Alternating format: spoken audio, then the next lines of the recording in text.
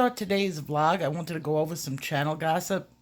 I want to thank everybody for the comments you made on the format changes. Please keep them coming. This channel is for you. I will do it your way. If there's something that you would like to see, keep giving me those suggestions. The Misty picture is going to be started in vlog 9. This is vlog 7.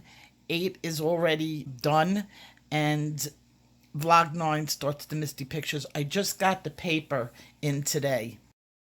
I had a question about the wire cage, if that affects his feet, and the answer to that is no, it doesn't. I was really concerned about putting him in an enclosure outside here in the desert, that it would get too hot. So we wanted to make it so that we had as much air ventilation as we could. We decided to go with the wire bottom instead of like a wood bottom or a fiberglass bottom. As long as he has other things to climb on, which he has plenty of, he's very happy and healthy. Mary Ann McMillan writes, what is the best way to color bones? I don't have the books that you were describing, but bones could be bones from any book. Now, I have 2 ways that you could do them. I was thinking about it. Now, you could do a white on white, and I'll leave the video in a card above.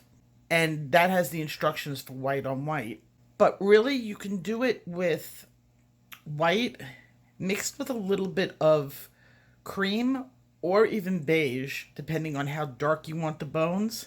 Then in the shaded areas, I would add in a little bit of chocolate to get them really old. Now, if you're going to do the white on white, I would use the French Greys, because when you're using the French Greys, it's kind of an earthy, dirty looking color. And that's because it's mixed with brown. So those are the 2 ways that I may do bones. Good question.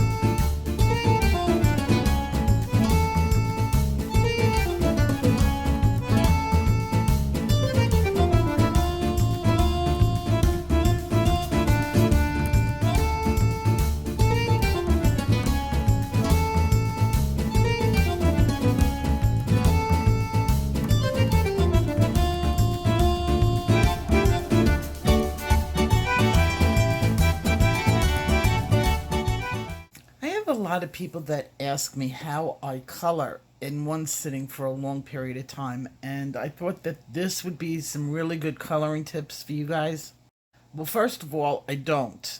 Not only is it better to take a lot of breaks because by removing yourself from the picture, walking away, get a drink, do something, you see the edited version of my videos. You're not really judging the amount of time I'm actually sitting there coloring. And I can tell you this, I take a lot of breaks. And then come back and sit down and do it. You're looking at it with a fresh eye. And when you look at it with a fresh eye, you can see things you did not see before. Especially when you're coloring very intimate areas where there's a lot of heavy color changes. So that's one suggestion that I give to you. Another suggestion that I can give to you is build up your time. There's something called muscle memory, and it comes from using a muscle over and over and over again, and then all of a sudden that muscle just knows what to do. Even if you don't color for a very long time and then you start coloring, all of a sudden your muscles will remember and it'll be easier for you to get back into it. It's just the beginning when you first start coloring that you haven't used those muscles in that way in a very long time, since your childhood maybe. And so once you start building that muscle memory, it's going to become easier, and you'll see you'll be able to sit and color for longer periods. Now, what is a long period? Well, I get up every half hour at least. Now, I could be coloring for several hours, which is very common for me. It's what I do. So I get up at least every half an hour, maybe sometimes every 15 minutes. Shake my hands out, make sure that my circulation is going, I'm sitting in a good position. At the beginning, I used to have some neck problems. That's where the muscles were hurting me the most. And I had to stop and say, okay, well, this is what I have to do. And I did some neck exercises, and I did some stretching, and even some stretching before I knew I was going to sit down and work for a very long period of time. And that really helps a lot.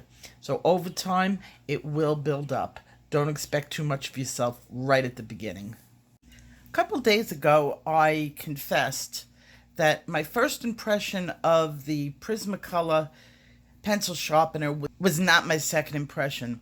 I worked for a couple of weeks with the Prismacolor pencil sharpener, and I was really disheartened about it. I had trouble getting the pencil shavings out, and I finally discovered it was a little button over here, and you just push it up and it comes up. Well, that was great, and it worked, and I was happy. But then I started discovering that every time I put this lid on, the cap would come off. And that would sometimes happen while I was coloring, and that was not good. It was just a real big pain in the ass. And even getting the cap off now is hard. Okay, now I really like the idea that it had two options. This is the one for the long option, and this is the one for the short option. And that was great. And I thought, wow, I would have these options and I would use it.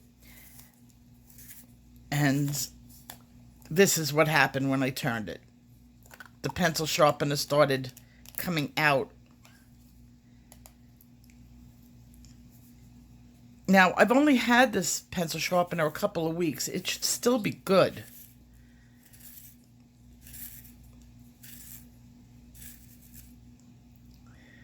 And this is the Sharp. And that was fine. When I went to color with it, I found that the first thing that happened was the tip broke off. And you could see it right there. And this didn't happen once or twice. It happened every time. The only way I was able to keep that tip on is if I held my pencils down. So the tip was very weak. And then I found myself having to sharpen it a lot because it made such a short point. So I stopped using that side. It wasn't good. So now it came to the long one. And I started using the long one a lot. And that's this one.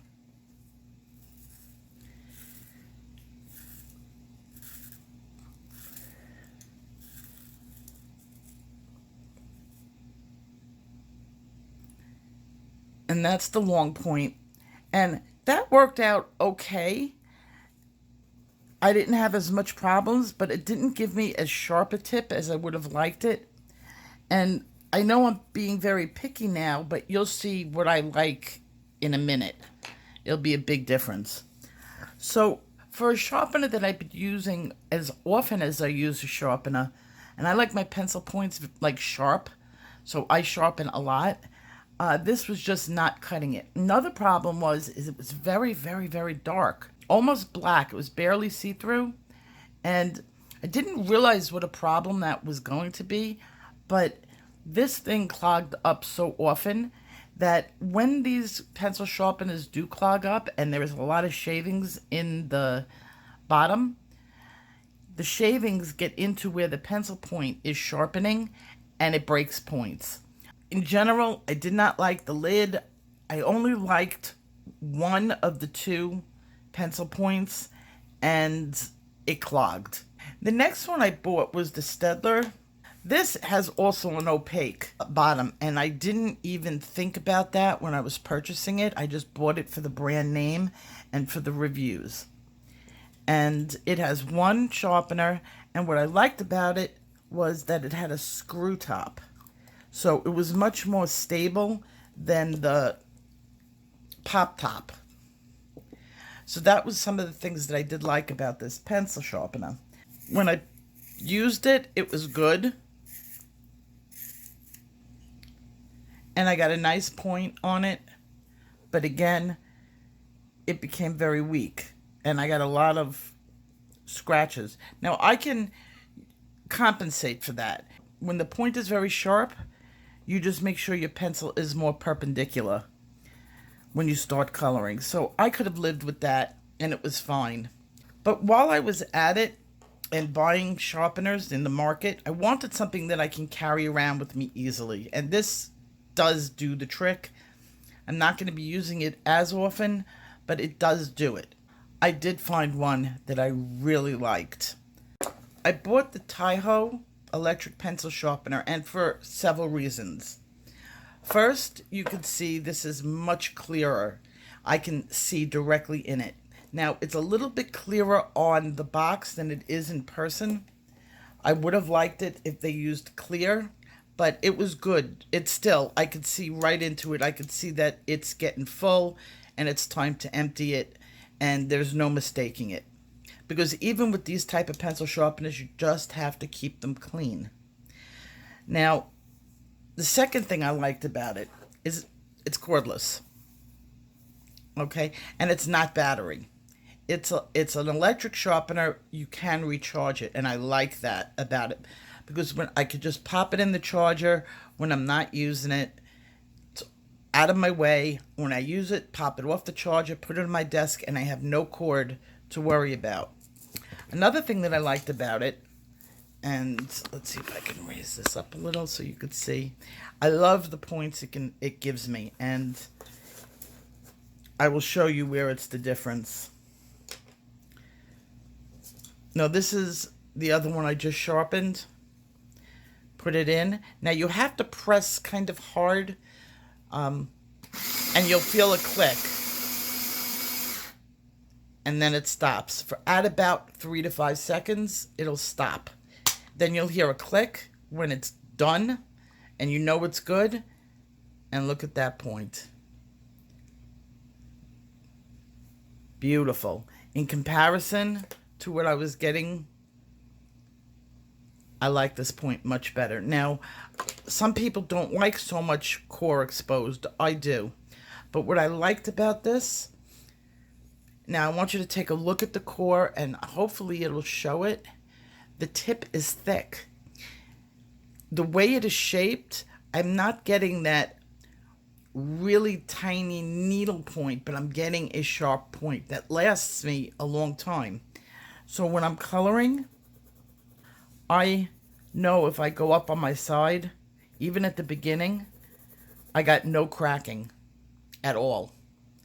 So I have no little bits and scraps on my paper. The point is nice and sharp. I'm getting nice tight lines with it. And it's portable. Another feature on it that I really liked was the screw top. And again, it's not a pop top. It opens up very easily. And there it goes.